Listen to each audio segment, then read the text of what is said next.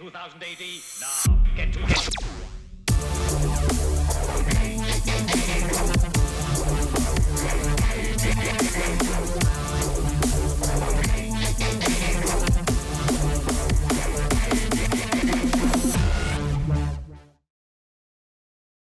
Are we live? I think we're live. Welcome to Thought Bubble 2025. I'm your host, Molch-R. This is your host, KLO-E. I couldn't work out how to make the camera go horizontal, so I'm having to slouch a little bit so that we're relatively in the same space. There we go. Yeah, that works. Welcome to Thought Bubble, Flitz. This is our first attempt, as threatened, at a live podcast from a comic book show, and we're having to do it. You're going to have to watch your language on this one, because I'm just going to turn this around. There is a lovely line to of show children. that, yeah. Oh, so there's a lot of children here. So we're going to have to be. We're going to have to be careful. Oh, we're going to have to make it work. And I've got to put this back to where it was now. We're going to get through this, Mike. Yeah, it'll be fine.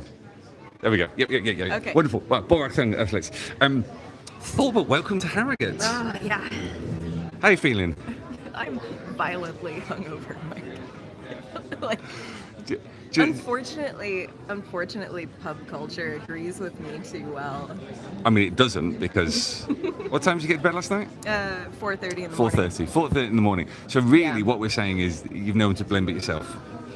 No, actually, I can blame Steve Jeffrey, one of our wonderful listeners, for being like, "Hey, should come around this particular pub." It's important to note, Steve, that that was very much like a red rag to a bull with KLO-E.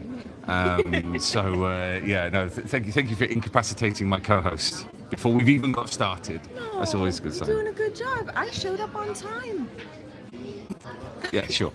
Bare minimum. Thought Bubble. I mean, the show's only just started. How are you feeling? I mean, you've had a quick walkthrough. Yeah. It's a good show, isn't it? No, it's actually great. Yeah. Because these kinds of shows don't exist in the U.S. at all anymore, and probably haven't for the past 2, maybe even 3 decades. Yeah. So seeing just rows and rows of nothing but comics and art and all of that, uninterrupted by whatever fucking show, whatever That's Walking right. Dead. The children are leaving, so we're fine. Whatever Walking Dead thing has come out this week. Yeah. You know, it's all goes uninterrupted, and it's just nice. It's so nice. Yeah. And people are actually happy about it. It's like people are happy to be here. What is that? It was great, and I mean, I've been coming here since before I worked at 2000 AD, so I helped do the publicity for, I think, the first or second Thought Bubble, when it was in the basement of Leeds Town Hall. And it grew exponentially. I was slightly grumpy when they moved it from my favourite city to my least favourite town, but you know. See, I understand your fuss about it though, because I just spent 2 days in Leeds before coming to Harrogate, and it rules. Yeah. Actually. It's the best. Anyway, let's talk 2000 AD. Let's talk comics. We've got a panel later with who are your guests on the panel? Let's see. It is Garth Ennis, Sean Phillips, Jock, and Kelly Kaneyama, and moderated by myself. I think Darth Vader. I think somewhere. just as you started speaking, Darth Vader started coming up the escalator, which is going to be something. Oh my God. But yes, there he is. And a Kylo Ren as well. That's and a pregnant Rey. Maybe I'm being rude. So we've got the panel, and then we've got the art and writer talent search. That is a really loud Darth Vader. It's really loud. Competitions tomorrow, which we're really looking forward to. And we're going to be. I'll do my best to record the panel today. Fingers crossed. I'm sorry. I'm really distracted by I feel like I'm in a vaporwave video right now. He's really loud. Is he actually in the room? Come on, Garth, get it together. Oh yeah, there he is. I don't know if you can hear that on these microphones, Earthlets, but that is an ostentatiously loud Yeah. Darth Vader. Yeah. Interrupting our broadcast. So, yeah, I mean, recording the panels is going to be fun. Yeah. Especially because, as I told you yesterday, I was like, oh, I'm just gonna have a good time. Yeah. Yeah. Yeah. The name of the game is come in with as much knowledge as you can muster, and otherwise be incredibly charming. It'll be fine. Right. It'll be fine. It'll be fine. No, looking forward to it. Can I bring up the elephant in the room? What? That isn't a very loud Darth Vader. Fuck me. That is really loud. Like, really loud. I'm just going to check that we are still recording. Yeah. Hello, everybody. There's literal comments. Like, we haven't got a third party who could. Recording this on my phone. So there's like comment. Hello, everybody. So I'm going to come around and say, Borak Thung Mark. Hello, Taylor from Brighton. Hello, Michael White. Yes, Jamie and James O'Farrell quite rightly points out we look ridiculous stood side by side. Yeah. No, I want you to stand up like full height. Yeah. That's the situation. You did knock your head on. I this did repeatedly knock my head on this this metal beam here. Go on, what's the elephant in the room? That I also had another experience of pub culture agreeing with me and asked our audience on Blue Sky if they had any questions for us. I also during that same night, and I will have to post it, I was sitting in a pub and I imposed Mike's face onto a picture of Larry Bird. I've no idea who that is, by the way. Well, It's got this weird. What was it, like 11 o'clock at night? It's got this weird photo. just be like, guess what I did for you? And I'm cackling to myself, like just. Who's Larry Bird? He's a famous American basketball player. He's tall, lanky, and white. That was his claim to fame. And so it will be yours. It's the best picture I've ever made. It's accurate, but also I feel insulted. I don't entirely understand why. But aside from the new Larry Bird, I did kind of bully everybody into asking us questions, mostly because I said, "Oh, Mike." He's getting these texts at like 11:30 at night. Me being like, I've had a few pints. Can I tell everybody to ask us anything? And he was like, oh, fuck, fine. I was trying to go to sleep. Yeah, I was not. And then people kept reposting it over and over and not asking questions. And so I yelled at everybody, and then everybody asked everything. God, you guys are all obsessed with like the concept of 2000 AD fuck, marry, kill. Let me just put that out there. You have no idea the number of questions that are just like, all right, fuck, marry, kill, Pat Mills edition, and we'll like, which is my favorite one. You've opened the floodgates here. I have. I'm really excited about it. Go on then. So. Right. By the way, we will talk about the shows. We were in a relatively quiet corner, Darth Vader notwithstanding. So what we're going to do is we're going to take videos of the show. We're going to go and interview some creators over the course of the show and put them together into a podcast episode along with this. So thank you to everyone watching live for this, as usual, shambolic display as Chloe is about to try and humiliate me on YouTube. Go on. Okay. So who has the best hair in all of 2000 AD history, and why is it Her Excellency Chief Judge Head Bobcat in Charge Hershey? I can't imagine who asked this question. Who on earth? I didn't write down all of them for I know who asked, exactly. but it was Judge Anon. Yeah. God bless him. Always with the best ones, really. But like, It's a good job. I owe him a favor, isn't it? But here's the thing, he's right.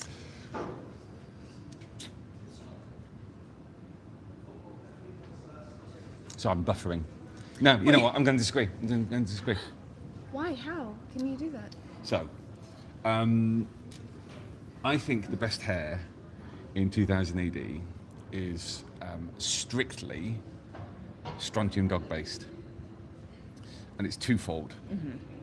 Number one, Durham Red, as drawn by Carl Sosquera in the Damned, I think it was, the one about the weird little island and the sweat of the insane people making it hallucinogenic.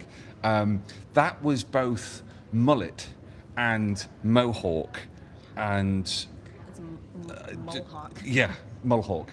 So that was spectacular. But then Johnny Alpha, a man who wears a helmet like that, let's be brutally honest, looks like a giant like bendy knob on his head. Yeah. But he's got that his wild tussle. Do I fancy Johnny Alpha? Well, I feel like this is an awakening. Yeah. This is you having just kind stare. of Cillian Murphy kind of staring to the distance. I just walk away. You just kind of stare at the floor and try and figure out your sexuality in real time. Yeah, no, I think that's it. I mean, I hear you judging on Hershey. There is that fantastic Colin McNeil image from the Chief Judge's Man. Is like a side profile where the nose that he's given her is as sharp as the hairline. I just think you're a judge. You know, you shouldn't be spending all your time like getting that fringe, like Claudia Winkleman sharp fringe. Okay. But and I think he even said something like this, which is like she puts on the helmet and just takes a clippers and just cuts it. So you're wrong actually, because that's the most low maintenance. No, I love the kind of sort of you know that line from the Dredd movie where Anderson says the helmet interferes with my psychic abilities, and Dredd says I think a bullet would interfere more. It's like with Hershey, a helmet might interfere with my haircut. Dredd 2 coming to screen soon. Go on, what's next? Okay. I liked this one. So who's the most niche, out there character from your knowledge of 2000 AD that you'd like to see get more attention, or is like underrated? Teo Demoto, Teo Demoto, Teo. No, that's ridiculous, Michael. That's a good one. What have you got one? I do. I actually wrote it down. Oh, go on. I put Domino from Zenith. Like the little manic street preachers loving punk kid who gets killed off like super early in phase 4. See, Who gets mad that was it Nevermind the Bollocks got released on CD because that made them a sellout. That's a good pick. That's a nice obscure pick. I think it's really difficult. I think I've already talked on the podcast about my kind of obscure favourites, and I always come back to Medivac 318. Oh yeah, you do. I do. But that's a good one. This is a question that comes up a lot because everybody wants the like deep cuts. But you can only go so deep. And also, I guess it depends on what you think obscure means. You know, you know, Dash Decent, the Kevin O'Neill stuff from the humour comic stuff that only he has ever really been able to pull off. You know, and so for example, something like Revere, I wouldn't think of Revere as being like obscure 2000 AD, but actually an awful lot of people don't know that period of the 90s. Oh God, there's so many people wanting us to do a Revere. We'll do an episode on Revere. Add it to the list. Yeah, it's added to the list. We'll figure it out when we're both sane and maybe we should just take some kind of legal hallucinogenic and talk about Revere. No, that's a bad idea. That's a great Next idea. question. Let's see. Somebody asked how many smoky bacon crisps I've had. 2. I've had 2 bags, and they were magnificent. Thank you for asking. By the way, thank you for all the incredible feedback on that episode. Considering that let's be brutally honest, we pulled that episode out of our asses on camera. And apparently you guys loved it. So there's a lesson for that we should never, a bit like this, never prepare. Okay, so relevant to literally what you were just talking about. All right, earlier. okay, yeah. Fuck, marry, kill. Oh no. Judge Dredd, Rogue Trooper, Johnny Alpha. I mean, I think I've already got an answer to that. I would. I want to hear yours before I. Well, announce mine. so clearly, and this is obviously something I need to go away and think about. You're like Johnny dick Alpha down. fuck. Johnny Alpha. Yeah. Get dicked down by. Kill. You know what, Rogue Trooper, the biceps would be intensely annoying. Like, I don't know how he does it. And Amari Judge Dredd. I feel like this really is a psychological experiment that's going to say too much about us. So I agree. I definitely is fuck Johnny. Yeah. But I'm opposite. I say kill Dredd. Right. Marry Rogue Trooper because I can fix him. I'm going to see what the people's reaction to that. Apparently, according to still only 35 cents, they could hear that Vader. Like these are quite good quality microphones, and they could hear him. See, it was worth it. Oh yeah, thank you to Blue Harvest who makes the point. There's no point trying to marry Dredd because he'd never be home. It would just be a bad time. You'd be so lonely, Mike. I don't know. But you would be getting dicked down by Johnny on the side. Moving on. Okay. Somebody did ask the Fuck, Marry, Kill Pat Mills edition. Slain, ABC Warriors. So pick one. And Nemesis. Kill Slain. He's just an asshole. Really? Yeah. Again, never at home, always getting banished, slouching around, constantly drunk. Joe Pineapples. Really? Joe Pineapples Joe for yeah. For you? I mean, a heterosexual edition. Morrigan, obviously. As drawn by Kev Walker in Chronicles of Chaos. I loved Chronicles of Chaos. And I mean, I've said this multiple times on the. There's just something so sumptuous about Kev Walker's artwork, and what I love, and you know, this is from an episode of the podcast, and I've mentioned it since because it's one of my favourite anecdotes. Kev Walker was inking Steve Dillon on Harlem Hero, Michael Fleischer's revival of Harlem Heroes, and he was in the office, and some pages of Slaying the Horn God came in. And like everybody in the 2008 office gathered round to marvel at these pages. And apparently Richard Burton, who was editor at the time, went, I wish more of our artists could paint like this. And Kev Walker just instinctively went, I can paint. And he'd never picked up a paintbrush in his life. And then proceeded to produce, after a bit of experimentation, ABC Warriors Chronicles of Chaos.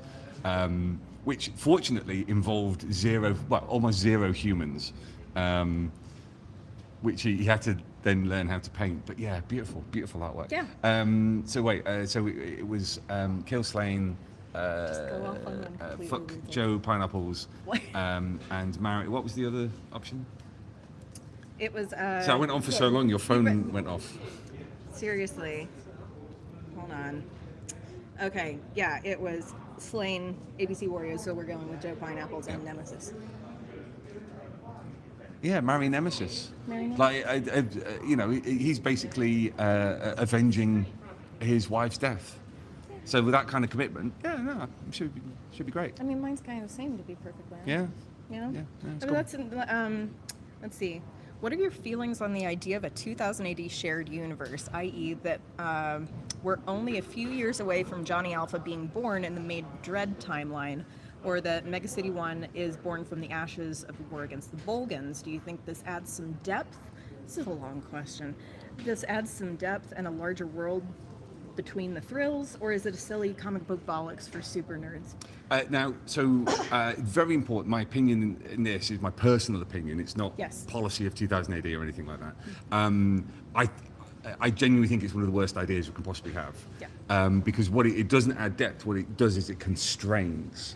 And I'm. That's exactly how I feel about it. And as fun as playing around with continuity and canon and lore and everything can be, it's useless if you can't subvert it or break it or do something surprising with it. And what one of the things that you're absolutely right that Dredd and Johnny Alpha have crossed over, but the concept of the multiverse exists. The concept of just telling whatever story you want to tell. Like, Rogue Trooper has crossed over into Judge Dredd because of a dimensional rift. I don't think you even need to explain it. Just do a crossover. Yeah. We have such a collective cultural hard-on for wanting everything to be put into one neat package, and it really does kind of just end up creating walls around the content rather than expanding it. Like your crossovers are fun. Do a crossover every once in a while, but like trying to squish it all in is. I mean, ultimately, as always, John Wagner has it right in that the past is useful. Yes. Continuity is useful only in so much as how you then use it to surprise or people or subvert that kind of stuff. And you've only got to look at something like Origins, which, Dredd's origin story wasn't technically told until we were 35 years in. Yeah. So that for me says something quite profound about it. And Dredd himself has changed, and that's one of the strengths of the series. He hasn't remained fixed in place. It's why he continues as a character for so long. But with all of it, savor the history, savor the past, but don't let it constrain you in your storytelling. I think that's fundamentally, and that for me that's the 2000 AD way. Well, we've talked before about how nostalgia is really, really useful, but it is also a prison. Yeah. It is a prison. So, we absolutely. We're solving, world hunger next, I think, to solve. Let's see. Oh, there's some questions that you have already told me that you wouldn't answer, so that's my favorite part. We're soon to enter 1996 on my silly 2000 AD podcast. Hello, Conrad. Yes, hello, Conrad, Space Spinner. Yeah, shout out to Space Spinner, who are so much fun. It's one colonial and one Brit, isn't it? Have I got that right? It's been a while since I've listened. Sorry, Conrad. What are your late 90s faves? And are there any hidden gems I should be looking forward to? I know The Pit, Sinister Dexter, and Maze World, but what else? Let me tell you, this is actually a fun question because, again, this is all personal opinion. God, the 90s were a rough one. The 90s were inconsistent. They were inconsistent, and I like a lot of the 90s 2000 AD stuff, not because I say this about movies and comics and stuff, not because it was good, but because it's great. There's a high camp factor there, and if you can kind of read it unseriously, there's plenty of good stuff that came through in the 90s. But like late 90s, I mean, that's Nikolai Dante. Oh yeah, Nikolai Dante. You know what? It is always a crying shame that more people aren't willing to connect with Nikolai Dante, and that's not really anyone's fault. It's just, to begin with, I think it's some people, I think, coming to it cold find it a bit of a hard sell. And even at the time, I remember people that I knew pushing back against Nikolai Dante. Why? Do you really? Right, too sexual, too sexy. Oh. Yeah. They would have never survived. People are with Jimmy Aquino. Get your ass over here, Jimmy. We're live. We're live on YouTube. We're about to be joined by Jimmy Aquino from Comics Insider. Comic News Insider. Comic News Insider. Terribly sorry. That's all right. You're going to have to come right in because you want me to be in the frame? I couldn't make it go landscape. Yeah. Sorry, I forgot my Hollywood days. So I forgot where the camera was. Thank you. How are you, Jimmy? I'm good. How are you doing? Yeah, we're all right. Go and look at the comments. See what people are saying. Yeah, Jimmy Aquino. Oh, great. Do I just hold on to it? Great. Yeah. All right, you've been to Thought Bubble before? Yeah, many times. Yeah. I think I went to the last year in Leeds, and then ever since then I've been coming here every year. It's been at Harrogate. It's good, isn't it? I love it. Okay. I love it. Should we kiss? Hug? Something? I don't know. It's fine. Based on how this episode's going, I've been learning a lot about myself. Oh, great. Yeah. we're friends. We can hold each other. It's fine. Yeah, no, I love this. The town is great. It's a really cute little town. If you want to, besides the comic show, of course, it's a great show of great mix of indie and small press, and you'll see your people that write superhero stuff too. So it's a really, and of course, 2000 AD, a lovely table and full of great talent as well. So as always, excellent. Yes. Yeah. But I love the show. Yeah. Because you've come all the way over from New York for this. I mean, that's a long way to travel for a comic show. But Chloe was talking about how really this kind of show doesn't really exist anymore in America. Yeah, I mean, there's smaller versions, but nothing like, there's definitely like small press shows like, Mocha, but it's much tighter. It's not even the size of one of those rooms. Right. And, you get SPX, the same thing. They're great shows, absolutely fantastic. You'll see the same type of people there than here. But I was telling people, like, this is such a big space, it's a great space. And again, full of such diverse, genres within the comic medium. So it's really great, and of course, so much talent. Who are you excited about seeing this weekend? Well, I've got about 15 interviews lined up, and I'm really excited to talk to Philippa Rice. It's her first Thought Bubble in 10 years. Oh my God! And she hasn't been to a show this one in a while. And so I'm very excited to talk to her about just what she's been up to. Last time I had her on the podcast was probably 10 years ago. So very excited to talk to her and other people that I just haven't met, but I've read their work and was able to, the publishers like Self-Made Hero or Avery Hill have set me up with interviews, and really amazing talent out there. And I've read some really good. Donia Todd's book is fantastic. The Witch's Egg. I can't wait to talk to her. So a lot of good stuff out there for sure. Wonderful. Yeah, wonderful. yeah. It's really great to see you. It's good to see you too, man. Yeah. How you been? Are you getting rid of me? Are you trying to keep me out now? I mean, because I'd like to go. Okay. No, I really. Sort off. No, it's great. Thank you for calling me over. No worries. I'm gonna finish drinking my garbage convention coffee. But Comics News Insider, excellent podcast. Lovely. Comic News Insider, yes. Just singular. How long have you been? We just had our 20th anniversary in April. We were one of the first comic-based podcasts out there. We covered TV, film, etc. But it's a fun hobby I've been doing. Stop asking me, do I make money off it? No. I'm a bartender in New York. I'm rich. It's fine. But it's like, no, it's a fun. I love it. It's a really good time, and I get to talk to people like you, like all these amazingly talented people here. I get to become friends with people like you, and it's really, really great to travel around for it. And it's really, really good time. So check it out, comicnewsinsider.com. And I will definitely get the name of it right. Yeah, that's okay. I get it. It's like not comics, as if I said it but 1,000 yeah, it's only been 20 years. It's fine. It's okay. We just had the K-pop Demon Hunters on. It's fine. Nothing. It's okay. We're a small outfit. But thank you so much. Appreciate it. Yes. Business. Thank you. See you. Guys. We'll catch Enjoy. up later. Yes, for sure. Yeah. Thank you to everybody who's just You're holding going upside down. Okay. Thank you to everyone who is just kind of flooding the comments, talking about how I need a chair to stand on, or else I'm going to get a crick in my neck, or that you need to be standing 10 feet behind me so that we look the same height. You know what? I think I hit it quite well, but I banged my head on that bar for like the 5th time in the last half an hour. So I'm going to lean down like this. How's that? That works. Yeah? That actually works. Yeah, and then you can come and stand next to me. Okay. So thank you for all the comments. Obviously, it's on the other side of the... We could have turned the camera around and flipped the screen. Yeah, I don't know why you didn't do that. It's too late now. Right, what's the... number one, what time is it? I don't know. Sorry, everybody gets to look at my adorable Miffy water bottle that I got from the Leeds Museum. Sorry. It's so cute, Mike.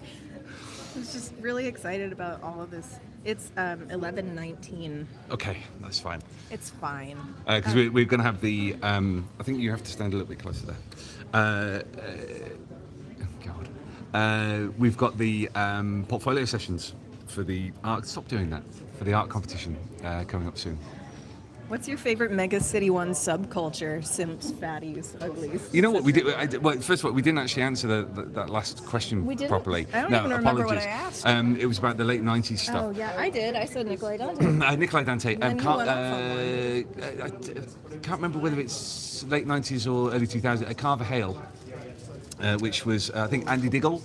Trying to do like a 2000 AD Hellblazer kind of thing. I think it worked.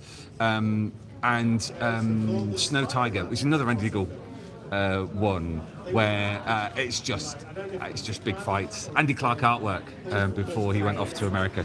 But yeah, those are my picks. Go on, next question. I already asked Go on. one. What's your favorite Mega City 1 subculture? I like The Sims personally. I bet you do. Yeah. Because that means something very different now. Because of course at the time it meant I like it simpleton. for both the reasons. I like it for both reasons, Mike. I feel like simps are basically just like an incredible bolstering of bimbo culture in 2000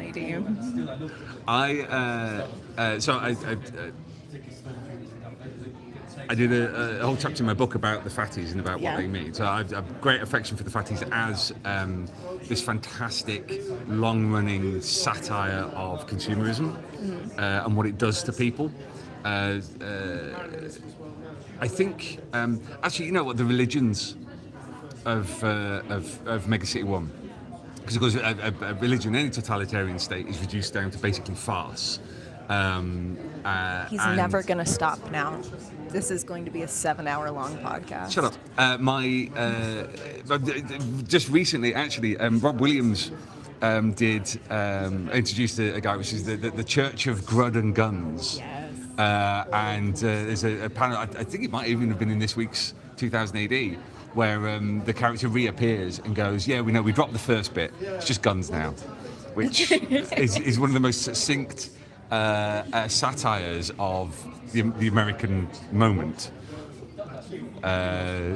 It's great. That's the classic 2008. So yeah, there's that wonderful moment in Judge Anderson's Satan, where they crowd all of the church leaders onto the walls of Megacity One to confront this massive Lucifer that's turned up. And a couple of them start recanting on the spot. Of course, then he makes them all burst into flames, so that's quite funny. Anyway, next question. I'm meant to be the one getting exasperated by these questions, not you. This has backfired quite spectacularly on you. I'm so tired, Mike. What's a band that you'd like to do a new Judge Dredd song? You don't know music. I don't know music pop at all. culture on Sabrina the, Carpenter. On the drive up, I was joined by my colleague Owen, and he's big into his music, and he may as well have been playing the Wurzels for all I knew. I honestly can't. My brain immediately went Radiohead. You have one reference. I You know, have but one. literally, I'm a tall white dude who was born in the late '70s. It's basically just That Radiohead. gives you, like, you should be more ashamed. It's Radiohead all the way down. History. Manson, there we go. There's a deep '90s cut. No, it just gets worse. It does. That's not even the worst. I want to answer this question because With a question. I want to answer this question here because somebody's trying to trip us up, but I actually have a fucking good answer for Oh, okay, it. go on. Okay. It's what's the worst decision 2000 AD ever made? You can't get us. We ain't gonna do it, but because the answer is not putting a space spinner on issue 2. Oh, that is true. That is true. Yes. Well, so, the Tried. interesting thing about Space Spin is that I was talking to someone about this after the episode this week, was that was because we've looked into, like, doing an anniversary reproduction of Prog 1. Getting the space spinner, producing the space spinner now would be horrifically expensive. Would it really? Yeah, because it was just a stock item that was produced, and when they relaunched the Eagle in 1985, I want to say, that had a space spinner. But if memory serves, it was silver, so it was just the same, like, plastic mold, but they'd sprayed it silver, because now it's plastic cooler. production is very different. And I don't know how we'd feel about, creating lots of plastic pollution that people would lose on roofs again. 2000 landfills sponsored by 2018. Yeah. No, I will answer the question. There's always going to be some mistakes. I mean, it's an anthology comic that's been running for almost 50 years. Yeah. There's always going to be errors, but what's most important is, I don't think there's you can debate about mistakes that have been made, but I don't think you can ever say that any mistake was intentional or malicious. People commission work in good faith. People produce Yes. work in good faith. Sometimes it doesn't click, it doesn't work. And poor David Bishop, when he took over, there's the famous anecdote from Thrill Power Overload about drawers and drawers full of commissioned work that just wasn't very good. So, I'd probably say things like Wireheads and stuff like the attempt to bring an element of cyberpunk as a new genre into 2000 and the internet into 2080 didn't work, but not because people didn't give a damn. I think it was just that it wasn't the right time. It wasn't necessarily the right creators. It's kind of hard to find like direct. Hang on. So that was my phone going off while we're live recording. Yeah, I'm old. I have a ringtone on my phone. Cute. Yeah. Got to come down here again. Yes. There we go. That's a bit more better. It is hard because it has been running for so long, and like you said, a lot of the mistakes I feel that kind of exist in the 2080 history. It's never intentional. No, you can argue like it's Rogue Trooper finding the Traitor General. Yes. In hindsight, was a mistake, but Killing Johnny Alpha. Killing Johnny Alpha, but these were done for good reasons at the time. Yes. Which so often revolve around elements like production. The fact ultimately an awful lot of fans do want to see things like the death of characters. They want to see old characters return. And that's not going to sit well with everybody. So I don't think they're necessarily mistakes. I think they're just stuff that didn't work out. Yeah. Yeah. Okay. Yeah. Oh, and cancelling Teo Demoto. And really hammered in there. Keep going. Yeah. Got to get that one win. Go on, next question. I've got about 20 minutes before I've got to go and help with the Okay. the art Well, I'm competition. actually following up on that. Somebody said, "Are you happy with the current iteration of 2080?" Oh yeah. Yeah, actually. It's really dangerous to talk about golden ages, but I genuinely think, particularly if they kind of stretch on, but I genuinely think particularly the last 15 years, have really been fantastic. And not that everything is an absolute banger every single time. Well, no, but that's always been the case. Exactly. I saw somebody comment the other day saying that they weren't vibing with a couple of the strips, and I was like, that's 2 out of 5. Yeah. That's an incredible hit, considering how many anthologies. Talking about the revived Eagle, that everything about that should have succeeded because it was Somebody has joined our conversation. It was an anthology comic. It brought strips over from things like Scream, the 13th Floor, Doom Lord. Yep. It should have been fantastic. And yes, it had highlights, but it didn't last because ultimately the readership decided that there just wasn't enough to keep them interested.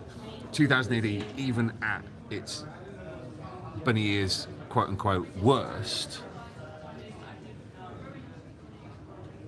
it's still got at least 1 or 2, and it's weekly. Well, that's the best. I mean, that's always my argument for anthology comics in general. Is like, you're not every single strip is going to hit every single week, but you are always going to find one. And I think the best years, like what everybody does consider the golden era of 2080, they probably weren't fucking with every single strip. Well, you go back. It's very easy to paint and it was it's fantastic. It's nice to romanticize that period. But for every Dredd and Johnny Alpha, there are a couple of strips that just didn't work. You look at Future Shocks, and the hit rate is actually relatively low, but it doesn't matter because it's 3 or 4 pages. There's one every week.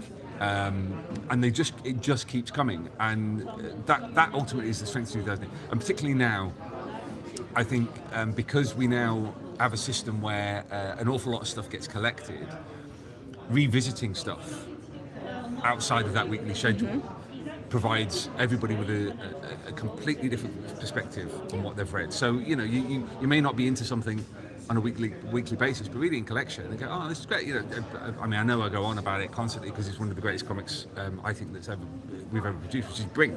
Yep. There's lots of people say too slow, can't get into it every week. That? Go back to the collections, and all of a sudden it's this incredible sci-fi noir that just has and most importantly, particularly for 2008, but also for comics, one of the best female characters Oh yeah. Bar none. in modern comics, and a good, uncommented, until I've just said this, but uncommented on, fundamental part of the strip, plays with the strip, say the same with the out as well. Yep. And I yet again, this podcast has defaulted into a Dan Abnett appreciation podcast. Yep. Hi, Dan. But yeah, you talk some more while I go and look at the comments. Yeah. Oh, I'm curious about this because I know a lot of people have said like, oh no. No, Bob HS 1605 says, "Get some curtains. England is too depressing." Now, one 100%. So this is Harrogate. Now, I have a deep antipathy to this place. It's so rainy. I know, and the weather has been appalling. The drive up, 6 hours. All I could see was the car in front of me. Nothing. It was like a wall of water. So everything is wet. So yes, you are correct. Harrogate is incredibly depressing, and we shouldn't be here. We should be in Leeds, which is amazing. I'm conscious that we've rabbited on for a while. Are we going to try and squeeze in a live this afternoon before the panel? I think we could. Yeah. Yeah. Well, what we're going to do, we're going to go around the show, see what's here, we'll get some creator interviews. Yeah. That's the aim. Yeah. So we've Just got get some little bits that we're going to throw just together. just on the basis of 2000 AD creators. Garth Ennis is here, Simon Bisley's here, Si Spurrier, Rob Williams, loads of people. Anna Redmond is here as well. Fantastic local talent. We'll talk to some folks, and we'll bundle these lives, whether you like it or not, up into an actual episode. Thank you for all the comments. Sorry, it didn't occur to us that we could just turn the camera around and see your comments. Well, we know for next time. You're frazzled. I'm hungover. I mean, I feel like we're actually staying really on brand. I mean, this is to be quite frank, we've been recording for what? Half an hour, 40 minutes? Yeah, give or take. And thank you for sticking with us while we've just rambled. That's great. It's a pleasure as always. First go doing it live, and yeah. it's only going to get better from here. We should be back hopefully later today. We'll definitely do a live end of tomorrow to talk Then about. you'll be hungover. Then I will be hungover to talk about how the show's gone. But thank you for sticking with us. If you've never been to Thought Bubble, it's great. It's fun. Come along It's and join us and glance at us as you walk past in your massive Darth Vader costume. And if you are Every time, 6 times now. God damn it. I don't have that problem. And if you are here, if you are coming to Thought Bubble this weekend and you see us, say hello. I mean, we don't know what you look note the like. fancy T-shirts that we have made with the In Orbit Every Wednesday logo on. Yeah. Yes, wonderful. All right then. Thanks so much, Earthlets. We should be back later, possibly slightly worse for wear. You keep threatening to take video of me when I'm drunk. Yeah, I'm gonna take video of you. I'm gonna go put like 4 sausage rolls in my mouth. Like I'm so hungry. Okay. All right. On that note, Splendid Birth Frig, Earthlets. I run around here and I turn it off. How? Get 2000 AD now. Get